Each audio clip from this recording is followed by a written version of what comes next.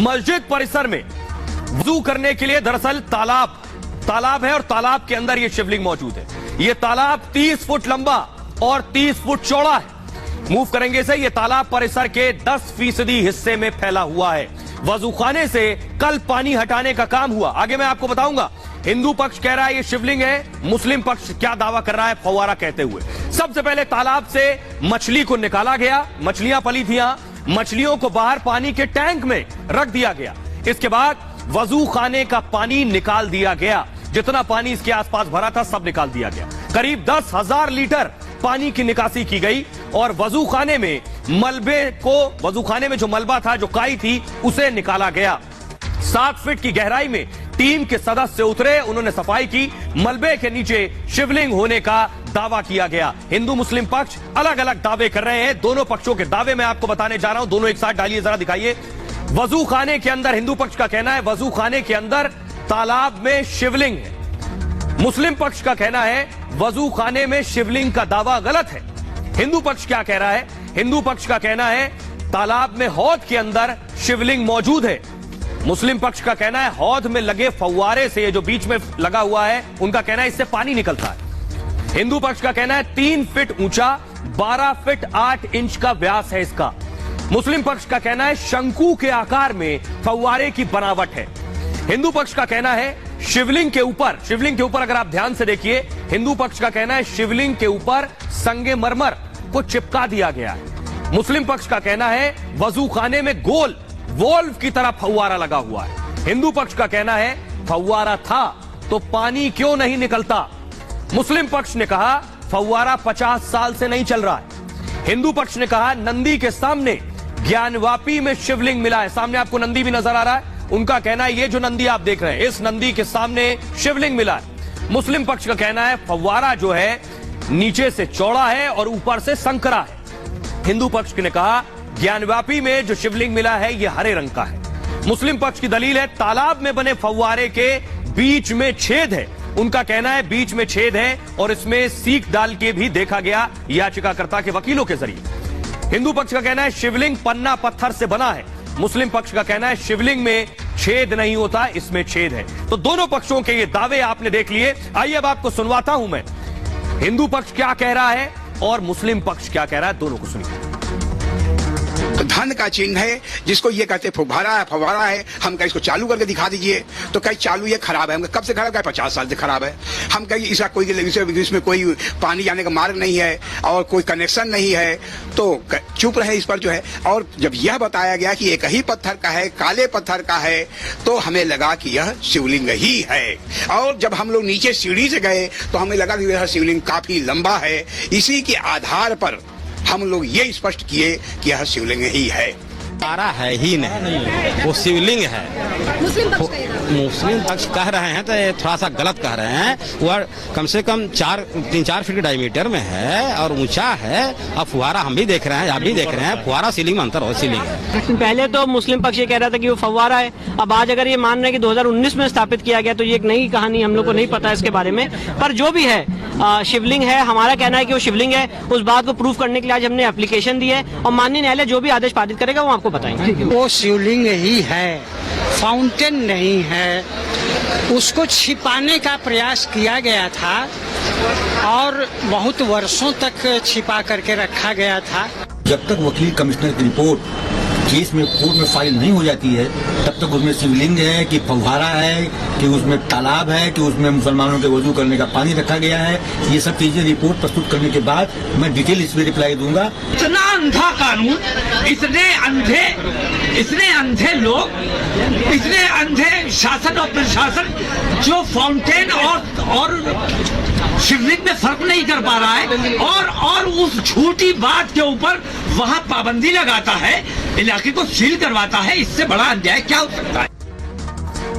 और आइए अब मैं आपको दिखाने जा रहा हूं किस जगह पर यह शिवलिंग मौजूद है। बार बार कहा जा रहा था कि नंदी को इंतजार है शिवलिंग का, और ये देखिए नंदी को इंतजार था बाबा का। ये जो आप देख रहे हैं ग्राफिक्स, नंदी का रुख आप देख रहे हैं। बार बार कहा गया नंदी का रुख तो शिवलिंग की तरफ होता है, लेकिन ये नंदी का रुख तो मस्जिद की तरफ है। लेकिन ये जो शिवलिंग मिला, ये उस जगह मिला जो परिसर के अंदर वजू खाना था, उसके अंदर मिला।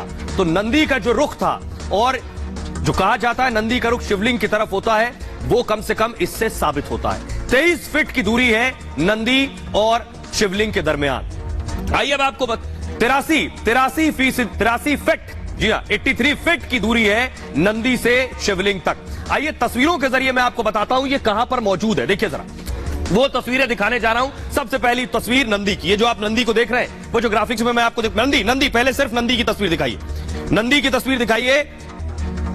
नंदी की जो तस्वीर आप देख रहे हैं, नंदी का रुख किस तरफ है, नंदी का रुख है जिस तरफ, वो मैं आपको दिखा रहा हूं। दूसरी तस्वीर दिखाइए जरा, दूसरी तस्वीर ये जो आप देख रहे हैं, नंदी का रुख था इस तालाब की तरफ, इस तालाब की तरफ नंदी का रुख था, वही मैं दिखाना चाह रहा हूं। दूसरी तस्वीर, तीसरी तस्वीर जो अगर आपके पास हो दिखाइए, ये जो आप देख रहे हैं तीसरी तस्वीर है। ये आप अगर देखिए, ये काशी विश्वनाथ कॉरिडोर है और कॉरिडोर के आप आगे जाएंगे तो ये आपको मस्जिद नजर आ रही है, ये मस्जिद ऊपर नजर आ रही है और इसके नजदीक ही नंदी भी है और शिवलिंग भी है। आइए मैं आपको दिखाता हूं, जो लोग ये दावा कर रहे हैं कि ये शिवलिंग जो है ये फव्वारा है, उनको मैं दिखाता हूं क्या आज तक मुगलों ने ऐसे फव्वारे बनाए हैं। सबसे पहले देखिए, आगरा का ताजमहल मैं आपको दिखा रहा हूं। दुनिया के 7 अजूबों में सबसे बड़ा अजूबा माना गया। मुगल शासक शाहजहां ने अपनी पत्नी मुमताज महल की याद में इस ताजमहल को 1653 में बनवाया था। 42 एकड़ में फैले ताजमहल में कई फव्वारे लगे हैं। देखिए जरा ध्यान से, फव्वारे आपको नजर आ रहे हैं। इन फव्वारों को अगर आप देखें, इनकी बनावट ज्ञानव्यापी के तथाकथित फव्वारे से बिल्कुल अलग है। बताने का मकसद, उस दौरान जो आर्किटेक्ट और कारीगरी होती थी, उस दौरान इस तरह के फव्वारे नहीं बने। मुगल काल में बने एक दूसरी इमारत की तस्वीर आपको दिखाते हैं। यह हुमायूं का मकबरा है, जिसे हुमायूं के बेटे और मुगल बादशाह अकबर के संरक्षण में साल 1570 में दिल्ली में बनवाया गया था। हुमायूं मकबरे के ठीक सामने फव्वारे लगे हैं। इन फव्वारों की बनावट देखिए, क्या इन फव्वारों की बनावट ज्ञानवापी तालाब के तथाकथित फव्वारे से मिलती है? जवाब है नहीं। अब चलते हैं, आपको लाल किला लिए चलते हैं, जहां से हर साल 15 अगस्त के दिन प्रधानमंत्री देश को संबोधित करते हैं। इस लाल किले को मुगल बादशाह शाहजहां ने 1638 में बनवाया था। इस लाल किले के अंदर भी कई जगह फव्वारे लगे हैं, लेकिन इसकी बनावट भी काफी अलग है। तो सवाल यह है कि उस दौर की जो कारीगरी थी, उसमें एक भी तस्वीर शायद ही मिलती हो जिसमें इस तरह का कोई फव्वारा नजर आता हो। अमूमन हम सभी ने फव्वारों को देखा है और फव्वारों और शिवलिंग के बीच के अंतर को भी सभी समझते हैं। आपके सामने कई तरह के फव्वारे हैं, देखिए जरा, लेकिन अंतिम फैसला कोर्ट को करना है। कोर्ट ही यह तय करेगा कि ज्ञानव्यापी के तालाब में जो मिला है वो फव्वारा है या फिर शिवलिंग है। उस तरह का फव्वारा आज तक किसी ने नहीं देखा। बहरहाल आइए आगे बढ़ते हैं और अब आपको बताते हैं कि यह मामला सेशंस कोर्ट में पहुंचा और सेशंस कोर्ट में ज्ञानव्यापी के अंदर की दीवार गिराने की मांग की गई। जी हां, कौन सी वो दीवार है यह आपको बताता हूं कि आखिर कौन सी दीवार है और क्यों इस दीवार को गिराने की मांग की जा रही है। इस दीवार को गिराने से आखिर क्या हासिल होगा, याचिकाकर्ता ने अपनी याचिका में क्या कहा है, देखिए जरा। ज्ञानव्यापी पर नई याचिका दाखिल की गई है। जैसा मैंने बताया, सीता साहू, मंजू व्यास, रेखा पाठक की यह याचिका है। मस्जिद की पूर्वी दीवार तोड़ने की मांग की गई है। इस याचिका में नंदी के सामने वाली दीवार को हटाने की मांग की गई है। तहखाने की उत्तरी दीवार को कहा गया है हटा दिया जाए। याचिका में शिवलिंग की नाप करने की भी मांग की गई है। इस प्रक्रिया के लिए फिर कोर्ट कमिश्नर नियुक्त हो, यह इस याचिका में शामिल है। आइए अब आपको सुनवाता हूं मैं जिन्होंने ये याचिका दायर की है, याचिकाकर्ता सीता साहू। देखिए क्या कह रही है। हम लोग चाह रहे हैं कि हमारे बाबा वहाँ से आजाद हो, उनका पूरा जो शिवलिंग है वो अच्छे से जो है कि जैसे मंदिर में होता है उस तरह हो, मलबा वहाँ से साफ हो, वहाँ से दीवार हटाई जाए ताकि गौरव और शिव दोनों साथ हो।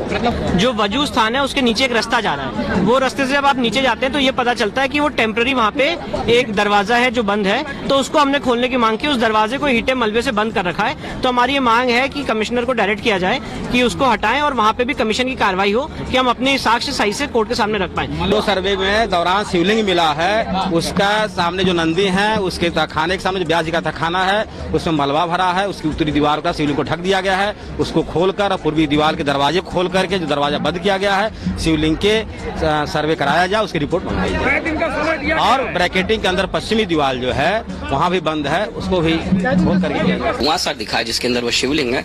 चूंकि नीचे बेसमेंट से उस पे चारों तरफ दीवार बनी हुई है, उस दीवार को हटाया जाए ताकि उसके आधार का भी पता पता चल सके कि शिवलिंग कहाँ तक है। प्रकरण चल रहा है, एक और याचिका जो दाखिल की गई थी उस पर भी हियरिंग चल रही है, वो दीवार तोड़ने वाली जो याचिका है उसको लेकर क्या अपडेट है सर? जी, उस पर हियरिंग हुई है, लेकिन उस पर फैसला सुरक्षित रखा गया है। उसके बारे में न्यायालय ने अभी कुछ कहा नहीं है। तो अगली तारीख पर फैसला आएगा? जी, अगली तारीख पर फैसला आएगा। अभी दोनों पक्षों को सुन करके ऑर्डर रिजर्व है।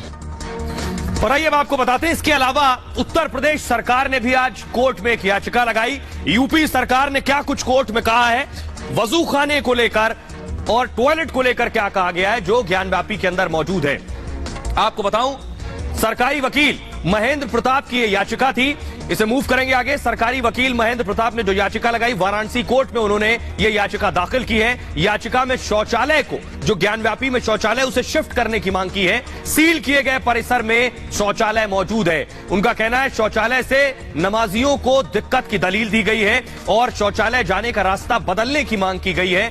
वजू के स्थान को बदलने की भी मांग की गई है, उसे भी तब्दील किया जाए। जो नमाजी नमाज पढ़ने आएंगे वो वजू कहां करेंगे, उनके लिए एक जगह बनाई जाए जहां वो वजू कर सकें। शिवलिंग की जगह से नलों को हटाने की भी मांग की गई इस याचिका में। तालाब की मछली को दूसरी जगह रखने की भी मांग की गई है और मछली के जीवन पर खतरे की दलील दी गई है कोर्ट के अंदर।